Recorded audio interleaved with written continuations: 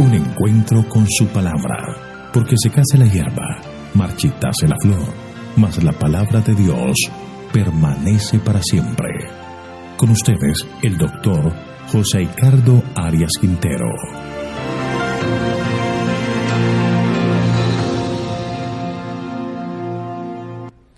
Hoy vamos a estudiar el capítulo 23 del libro Segundo de Reyes, la reforma de Josías. Voy a invitarte para que oremos. Amante Padre Celestial, estamos ante tu presencia para alabarte y glorificarte porque tú eres bueno, porque para siempre es tu misericordia. Y queremos en este momento, Señor, abrir tu palabra. Y para ello necesitamos la dirección de tu Espíritu. Que vengas y tomes posesión de nuestra mente, nuestros pensamientos, y transformes nuestra vida de adentro hacia afuera. Gracias, Señor, por tus bondades. Nos ponemos en tus manos en el nombre de Jesús. Amén. Cuando el Señor nos permite pasar por situaciones en las que descubrimos nuestros defectos de carácter, podemos abrumarnos y darnos por derrotados, o al reconocer nuestras falencias, buscamos al Señor de corazón para que Él haga su obra y transforme nuestra vida. El mejor camino es el de entregar nuestra vida completamente al Señor. Josías había escuchado la lectura de la ley y se dio cuenta que el pueblo necesitaba buscar al Señor, y entonces busca el consejo del Señor por medio de la profetisa Hulda. Escucha el mensaje y emprende acciones. Lo primero que hace Josías es renovar el pacto con Dios. Leamos los versículos 1 al 3 de este capítulo de Segunda de Reyes 23. Luego el rey mandó a convocar ante él a todos los ancianos de Judá y de Jerusalén. Luego el rey subió a la casa de Jehová con todos los hombres de Judá y todos los habitantes de Jerusalén, los sacerdotes, los profetas y todo el pueblo, desde el más pequeño hasta el más grande. Allí leyó en voz alta todas las palabras del libro del pacto que había sido hallado en la casa de Jehová. Después, puesto en pie junto a la columna, el rey hizo un pacto delante de Jehová, comprometiéndose a que seguirían a Jehová y guardarían sus mandamientos, sus testimonios y sus estatutos, con todo el corazón y con toda el alma, y que cumplirían las palabras del pacto que estaban escritas en aquel libro. Y todo el pueblo confirmó el pacto. Los dirigentes sabios consultan con otros dirigentes. Josías reunió a todos los principales hombres de la nación para ver si se podía hacer algo que evitara la calamidad que se cernía sobre ellos, o lograr por lo menos que el castigo venidero fuese suavizado con la misericordia. Cuando Dios anunció la sentencia, no excluyó la posibilidad de arrepentimiento y reforma. No se perdería nada con manifestar al pueblo la terrible suerte que lo amenazaba si persistía en su iniquidad. Lo que se necesitaba era volver a Dios y a la justicia, y Josías decidió que haría todo lo posible para lograr un reavivamiento nacional. Así que convoca una asamblea en la que todos los varones de Israel son llamados. La solemne reunión incluiría a hombres de todas las clases sociales y de todas las ocupaciones, especialmente a los sacerdotes y profetas, los dirigentes religiosos del pueblo que podrían ejercer mayor influencia para ayudar a lograr la deseada reforma. Entonces hizo que se leyera todo el libro de la ley a todo el pueblo en lograr la deseada reforma. Entonces hizo que se leyera todo el libro de la ley a todo el pueblo en general, y entonces llama al pueblo a renovar el pacto de fidelidad al Señor. La nación había quebrantado ese pacto y por lo tanto habían perdido las promesas hechas por el Señor. Únicamente renovando el pacto podrían renovarse las bendiciones, y por eso Josías hizo ante Dios la solemne promesa de guardar sus mandamientos y permanecer fiel al pacto hecho entre Dios y su pueblo en el Sinaí. El pueblo confirmó el pacto. El pueblo se puso de parte de Dios, indicando así que aceptaba las exigencias del pacto y prometía lealtad a Jehová. Ellen de White describe la actitud de Josías. En su cargo de rey le correspondía a Josías cumplir en la nación judía los principios enseñados en el libro de la ley. Se esforzó por cumplir esto fielmente. En el mismo libro de la ley encontró un tesoro de conocimiento, un aliado poderoso para la obra de reforma. General Conference Bulletin del 1 de abril de 1903. Cuán importante es hoy volver al libro, volver a estudiar la palabra del Señor y renovar nuestro voto de consagración a Él. Sigamos estudiando este capítulo. En los versículos 4 al 15 se describen las medidas de reforma que Josías impulsó en Jerusalén. Número 1. Atacó la idolatría de frente y anuló el sincretismo religioso que Manasés había instituido dentro del templo. Leamos los versículos 4 al 7. El rey mandó al sumo sacerdote Isías, a los sacerdotes de segundo orden y a los guardianes de la puerta que sacaran del templo de Jehová todos los utensilios que habían sido hechos para Baal, Acera y todo el ejército de los cielos. Los quemó fuera de Jerusalén en el campo del Cedrón e hizo llevar sus cenizas a Betel. Después quitó a los sacerdotes idólatras que habían puesto los reyes de Judá para que quemaran incienso en los lugares altos de las ciudades de Judá y en los alrededores de Jerusalén, así como a los que quemaban incienso a Baal, al sol y a la luna, a los signos del zodiaco y a todo el ejército de los cielos. Hizo también sacar la imagen de Acera fuera de la casa de Jehová, fuera de Jerusalén, al valle del Cedrón. La quemó en el valle del Cedrón, lo convirtió en polvo y echó el polvo sobre los sepulcros de los hijos del pueblo. Además derribó los lugares de prostitución idolátrica que estaban en la casa de Jehová, en los cuales tejían las mujeres tiendas para Acera. Es interesante que se mencionan en este pasaje 3 diferentes órdenes en la organización sacerdotal y levítica: el sumo sacerdote, los sacerdotes del segundo orden y los guardianes de la puerta. El primer paso que hace Josías es dar órdenes a estos sacerdotes de hacer una limpieza del templo. Todo lo que estaba dedicado dentro del templo al culto idolátrico debía sacarse y quemarse. Estaban las imágenes de Baal y las imágenes a Acera y las imágenes del ejército de los cielos. Esto indica hasta qué punto la idolatría se había posesionado del pueblo de Judá. La nación casi se había separado por completo de Dios, entregándose a las costumbres de los paganos. Josías decidió raer del país hasta el último vestigio de idolatría. Todos estos elementos del culto idolátrico que se habían instituido en el templo fueron quemados y las cenizas llevadas a Betel. Se desconoce la razón de esta medida. Después destituyó los sacerdotes que no eran levitas y que además estaban dedicados a oficiar en el templo, pero para sacrificar a los ídolos. También destruye la imagen de Acera o el palo sagrado que había erigido Manasés, además de todos los ídolos que promovían el zodiaco y la adoración a las estrellas.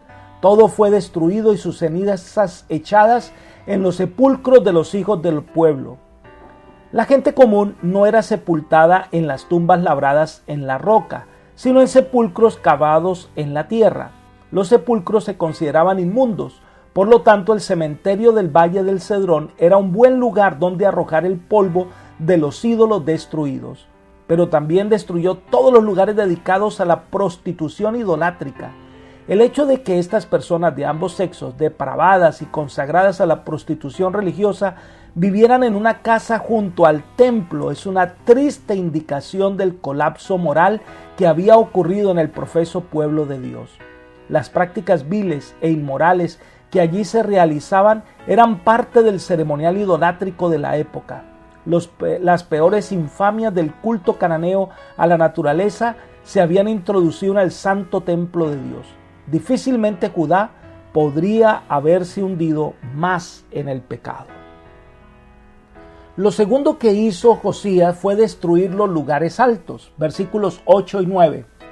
Hizo venir a todos los sacerdotes de las ciudades de Judá y profanó los lugares altos donde los sacerdotes quemaban incienso desde Geba hasta Beerseba. Derribó los altares de las puertas que estaban a la entrada de la puerta de Josué, gobernador de la ciudad, situados al lado izquierdo de la puerta de la ciudad.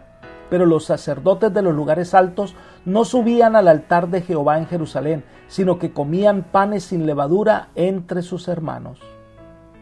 Estos lugares altos no necesariamente eran para el culto idolátrico, pero no eran lugares autorizados por Dios para ofrecer sacrificios. Así que Josías pasa a destruir todos esos lugares desde Geba hasta Beerseba, es decir, desde el extremo norte hasta el extremo sur de Judá. No se permitió que los sacerdotes que habían oficiado en los santuarios idolátricos y que habían sido convocados a Jerusalén oficiaran las sagradas responsabilidades del servicio del templo. Aunque no se les permitió participar de los sagrados servicios del templo, estos sacerdotes no perdieron toda su manutención. Se los trató en forma muy similar a la de los sacerdotes que tenían defectos físicos. Y sigamos viendo las reformas que hizo Josías en los versículos 10 al 12. Asimismo profanó el Tofet, que está en el valle del hijo de Hinón, para que ninguno pasara a su hijo o su hija por fuego ante Moloc. Quitó también los caballos que los reyes de Judá habían dedicado al sol a la entrada del templo de Jehová, junto a la habitación de Natac-Melec, el eunuco, el cual tenía a su cargo los ejidos, y quemó los carros del sol. Derribó además el rey los altares que estaban sobre la azotea de la sala de Acaz, construidos por los reyes de Judá, y los altares que había hecho Manasés en los dos atrios de la casa de Jehová. De allí corrió y arrojó el polvo al arroyo Cedrón. Se dice que Josías profanó, es decir, destruyó el Tofet que estaba en el valle del hijo de Hinón. Tofet significa tambor e identifica el área en el valle de Hinón, donde se llevaba a cabo sacrificios de niños. Se le llamaba tambor porque se redoblaban los tambores para ahogar el chillido de los niños que eran sacrificados. Finalmente llegó a ser considerado como un lugar de destrucción y abominación. Debido a los horrores de sus hogueras en donde se quemaban seres humanos como sacrificio, Josías lo contaminó y más tarde fue convertido en basurero de Jerusalén. En tiempos del Nuevo Testamento, el valle de Hinnom, que en el hebreo es Ge-Hinnom, fue un símbolo del lugar de la destrucción de los impíos. En la referencia siguiente que hay en el Nuevo Testamento, la palabra infierno está en el lugar del término griego Gehenna, que es a su vez la transliteración del hebreo Ge-Hinnom. Pero el texto menciona que quitó también los caballos que los reyes de Judá habían dedicado al sol. Estos estaban a la entrada del templo. En la antigüedad muchas veces se representaba al sol como el auriga o cochero que cada día conduce sus caballos a través del cielo. Los carros del sol eran conocidos en la antigua Persia, como también entre griegos y romanos. Es interesante que esta antigua evidencia de tal costumbre entre los hebreos, Manasés y Amón debían haber hecho grandes esfuerzos para adoptar las formas del culto pagano y practicadas en los países circunvecinos. Destruyó los altares que estaban sobre la azotea de la sala de Acaz. Quizás esta sala o habitación superior fue construida por Acaz sobre alguna estructura dentro del recinto del templo, pues en este pasaje el autor se refiere a la profanación del templo. Los altares tal vez servían para adorar las estrellas, lo que se hacía mayormente desde las azoteas de las casas. Josías mandó a destruir todos los altares que el rey Manasés había construido en el templo para su adoración personal. Esto muestra el nivel tan bajo que cayó Judá en su idolatría. Sigamos leyendo lo que Josías hizo en esta reforma espiritual. Versículos 13 al 15. Asimismo profanó el rey los lugares altos que estaban delante de Jerusalén a la mano derecha del monte de la destrucción, los cuales Salomón, rey de Israel, había edificado a Astoret, ídolo abominable de los sidonios, a Quemos, ídolo abominable de Moab, y a Milcom, ídolo abominable de los hijos de Amón. Quebró las estatuas, derribó las imágenes de acera y llenó el lugar que ocupaban con huesos humanos. También el altar que estaba en Betel y el lugar alto que había hecho Jeroboam, hijo de Nabat, el que hizo pecar a Israel. destruyó aquel altar y su lugar alto, lo quemó y lo hizo polvo, y prendió fuego a la imagen de acera. Es interesante que permanecían en esta época todavía las evidencias del desvío que tuvo Salomón. Ahora, de Josías no se dice que el rey destruyó estos lugares, sino que los profanó. Es de suponer que algunos de ellos consistían mayormente en grandes piedras o rocas de caras planas donde se habían labrado pequeñas cavidades para recibir las libaciones. Tales sitios son bien conocidos en Palestina. Es difícil concebir que los edificios construidos por Salomón para la adoración de Astoret, Quemos y Milcom hubieran quedado en pie después de los movimientos de reforma de Asa, Josafat y Ezequías. Sin embargo, así fue. Elena de White comenta: en las laderas meridionales del Monte de las Olivas, frente al hermoso templo de Jehová sobre el monte Moria, estaban los altares y las imágenes que habían sido colocadas allí por Salomón para agradar a sus esposas idólatras. Durante más de 3 siglos, los grandes y deformes imágenes habían estado en el monte de la ofensa, como testigos mudos de la apostasía del rey más sabio que hubiese tenido Israel. Ellas también fueron sacadas y destruidas por Josías. Esto lo encontramos en el libro Profetas y Reyes, página 297. Sin duda, los reyes buenos, tales como Asa, Josafat y Ezequías, no permitieron que esos lugares se adoraran a dioses extraños, pero quizás dejaron que allí se siguiera adorando a Jehová.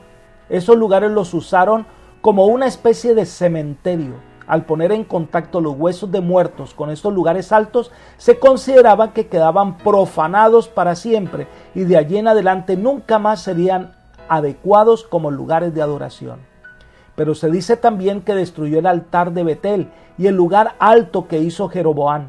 Sin duda, el lugar alto de Betel era un edificio, un tipo de tabernáculo o templo, porque fue destruido y quemado.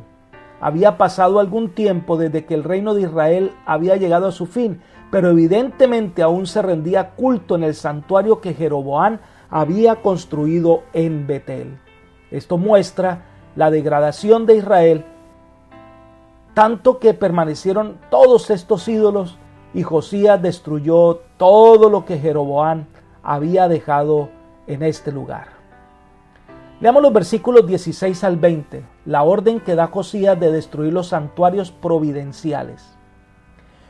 El acto de quemar los huesos sobre el altar dedicado a la idolatría, versículos 16 al 18.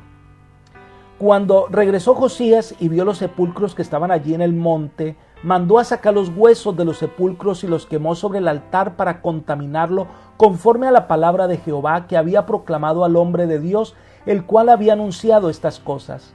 Después dijo: ¿qué monumento es este que veo?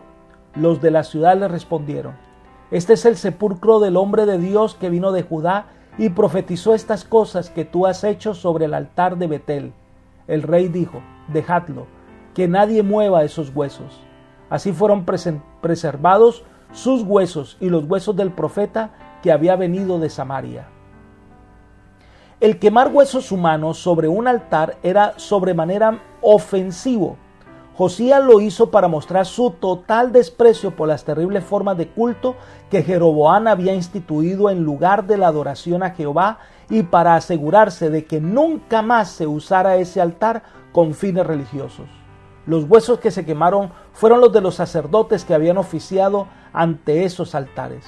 Pero se hace mención que Josías vio un sepulcro muy particular y preguntó: ¿estos son los huesos de los profetas de Samaria? Recordemos que uno era el profeta del Señor que venía a dar un mensaje al rey, pero no debía detenerse en ningún lugar. Y el otro era un profeta falso, que hizo que el profeta se desviara de su camino, se fuera a su casa y comiera. El profeta que fue enviado por el Señor fue castigado por Dios debido a la desobediencia. Entonces fue sepultado y el otro hombre pidió que al morir lo sepultaran al lado del profeta del Señor. Y así ocurrió. Josías entonces, cuando ve y reconoce este sepulcro, entonces, tal y cual como se había profetizado, dejó el sepulcro sin ser profanado. Leamos los versículos 19 y 20. Josías también quitó todos los templos de los lugares altos que estaban en las ciudades de Samaria, los cuales habían hecho los reyes de Israel para provocar a ira, e hizo con ellos como había hecho en Betel. Mató además sobre los altares a todos los sacerdotes de los lugares altos que allí estaban, y quemó sobre ellos huesos humanos, y volvió a Jerusalén. Josías fue hasta Neftalí. Samaria estaba entonces bajo el dominio asirio. En este momento, Asiria estaba debilitada y quizás no intentaba interferir con estas incursiones de Josías en los territorios que estaban bajo su dominio. A pesar del castigo que había recibido Samaria por sus pecados, por su idolatría, persistían los sacerdotes ofreciendo sus servicios a los dioses. Josías hizo todo lo posible para raer la idolatría. Puso como escarmiento a los que dirigían al pueblo en la apostasía. Así que mató a los sacerdotes sobre esos altares. De esta manera estos altares quedaron profanados y nadie más los usaría para adorar dioses falsos. Para ayudar en esta reforma y que el pueblo buscara a Dios, Josías restablece la celebración de la Pascua. Leamos los versículos 21 al 23. Entonces el rey ordenó a todo el pueblo: celebrad la Pascua a Jehová vuestro Dios, conforme a todo lo que está escrito en el libro de este pacto. No había sido celebrada tal Pascua desde los tiempos en que los jueces gobernaban a Israel, ni en todos los tiempos de los reyes de Israel y de los reyes de Judá. En el año 18 del rey Josías se celebró aquella Pascua a Jehová en Jerusalén. Habían pasado siglos en que Israel no había vuelto a celebrar la Pascua. Este era un momento de regocijo y reconciliación con Dios. Estaban por el camino de obedecer el libro de la ley que fue encontrado. Fue un momento especial para el pueblo de Israel. Su deseo de reconciliación con Dios era importante. Pero lo hecho por Josías no pudo librar al pueblo del inminente castigo que vendría sobre Israel. Leamos los versículos 24 y 25. Josías barrió asimismo a los encantadores, adivinos y terafines y todas las cosas abominables que se veían en la tierra de Judá y en Jerusalén, para cumplir las palabras de la ley que estaban escritas en el libro que el sacerdote Hilcías había hallado en la casa de Jehová. No hubo otro rey antes de él que se convirtiera a Jehová con todo su corazón, con toda su alma y con todas sus fuerzas, conforme a toda la ley de Moisés, ni después de él nació otro igual. La demonolatría se había arraigado mucho entre los israelitas. El pueblo servía al príncipe de las tinieblas y no al Señor del cielo. No eran ángeles sino demonios los que estaban cada día acompañando a estos sacerdotes idólatras. Obedecían a los malos espíritus y no al Espíritu Santo. Josías se esforzó por barrer del país todo lo que estuviera relacionado con la demonolatría y las monstruosas abominaciones que acompañaban este culto. Los terafines eran los dioses familiares. Su culto tenía un atractivo particular para los hebreos que se aferraron tenazmente a estos ídolos. Josías se había propuesto lograr que la ley rigiera plenamente en todas las fases de la vida nacional. Así esperaba por lo menos mitigar la ruina que amenazaba a la nación. Josías se interesó no solo en un acatamiento formal de los dictados de la ley de Moisés, sino que se obedeciera su espíritu y pleno sentido. La justicia, la misericordia y la rectitud. Por eso se resume el reinado de Esías diciendo que no hubo otro rey como él que se hubiera dedicado tanto al servicio del Señor. Pero esto no alteró el plan de Dios de castigar a Judá. Leamos los versículos 26 y 27. Con todo, Jehová no desistió del ardor de su gran ira, que se había encendido contra Judá por todas las provocaciones con que Manasés lo había irritado. Y Jehová dijo: también apartaré de mi presencia a Judá, como aparté a Israel, y desecharé a esta ciudad que había escogido, a Jerusalén, y a la casa de la cual dije: allí estará mi nombre. La iniquidad era tan abierta que no habría sido convincente para el porvenir de la nación que se dejara pasar sin castigo. Aunque la generación de Josías parecía haberse arrepentido y procuraba efectuar drásticas reformas, las futuras generaciones que se enterarían de que la flagrante iniquidad e idolatría de una generación anterior había quedado impune, Entonces ellos se volverían más osados en su iniquidad. Por desgracia, las reformas del buen rey Josías solo tuvieron un efecto superficial en la mayoría.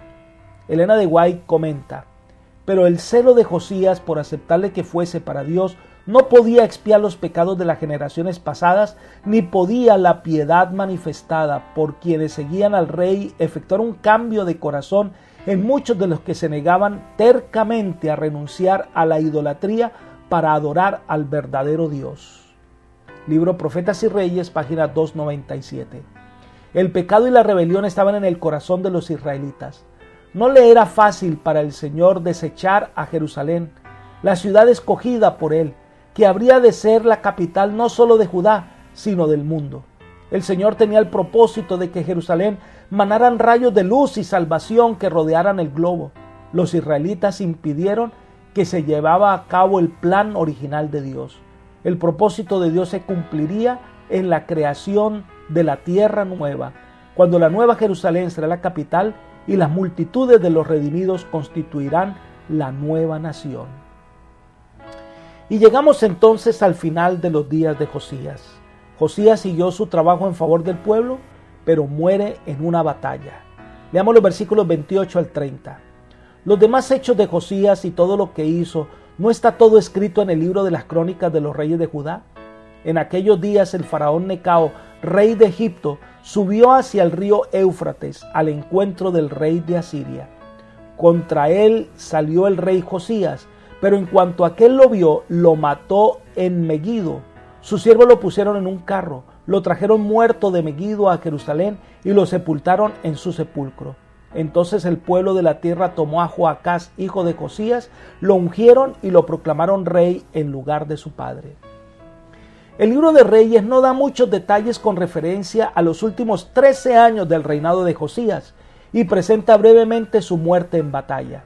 En esta época, Asiria y Egipto estaban aliadas contra Babilonia bajo el mando de Nabopolassar. Habían reemplazado a Asiria como el gran poder militar del mundo. Nínive cayó en el año 612, pero un pequeño remanente de asirios subsistió en Harán por algunos años más. Contaron con la ayuda de Egipto para enfrentar el creciente poderío de Babilonia, la cual comenzaba rápidamente a dominar a todo el mundo. El bien conocido Necao II de la 26ª dinastía, quien reinó desde el año 610 al 595, subió para encontrarse con el rey de Asiria y al hacerlo pasó por el río Éufrates. En este momento Necao no tenía ningún conflicto con Josías, sino sencillamente deseaba llegar hasta el Éufrates para luchar contra el ejército babilónico. Josías, sin embargo, al ver el avance del ejército de Egipto, sin haber consultado con Dios, se levantó a pelear contra él. Fue a la batalla disfrazado como lo hizo Acab, y cuando Josías fue alcanzado por una flecha, se dio cuenta de que estaba gravemente herido. Sus siervos lo llevaron en otro carro a Jerusalén y murió allí o en el camino. Dios había prometido que Josías moriría en paz. ¿Qué pasó entonces? Elena de White plantea este asunto de la siguiente manera. Ya que Josías murió en combate, ¿quién acusaría a Dios diciendo que no respetó su promesa de que se dejaría que bajara en paz a su tumba? El Señor no dio órdenes para que Josías guerreara contra el rey de Egipto.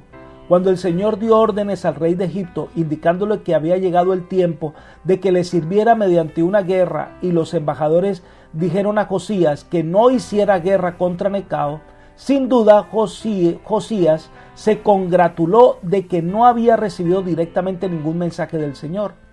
Regresar con su ejército había sido humillante, de modo que prosiguió, y por eso murió en batalla, una batalla en la cual no debía haber participado. El hombre que había recibido tanta honra del Señor no respetó la palabra de Dios. El Señor había hablado en favor de él, había predicho buenas cosas para él, pero Josías se llenó de confianza propia y no hizo caso de la advertencia. Fue contra el mensaje de Dios, eligiendo seguir sus propios caminos, y Dios no lo protegió de las consecuencias de su acto. En estos días nuestros, los hombres eligen seguir sus propios deseos y hacer su propia voluntad. ¿Podemos sorprendernos de que haya tanta ceguera espiritual? Esto está en el manuscrito 163 del año 1903. Lamentablemente Josías muere y el pueblo lloró la partida de su rey, un hombre justo dedicado al servicio del Señor. Entonces lo sepultaron y en su lugar colocaron a Joacás, su hijo, como rey. En los versículos 31 al 35 se nos dice lo que pasó con Joacás, que fue un rey por muy poco tiempo. Leamos. Joacás tenía 23 años cuando comenzó a reinar y reinó 3 meses en Jerusalén. El nombre de su madre era Amutal, hija de Jeremías, de Libna, e hizo lo malo ante los ojos de Jehová conforme a todas las cosas que sus padres habían hecho. El faraón Necao lo tuvo preso en Ribla, en la provincia de Hamat, para que no reinara en Jerusalén, e impuso al país un tributo de 100 talentos de plata y 1 de oro. Entonces el faraón Necao puso como rey a Eliaquim, hijo de Josías, en lugar de Josías, su padre, y le cambió el nombre por el de Joacim. A Joacás lo tomó y se lo llevó a Egipto, donde murió.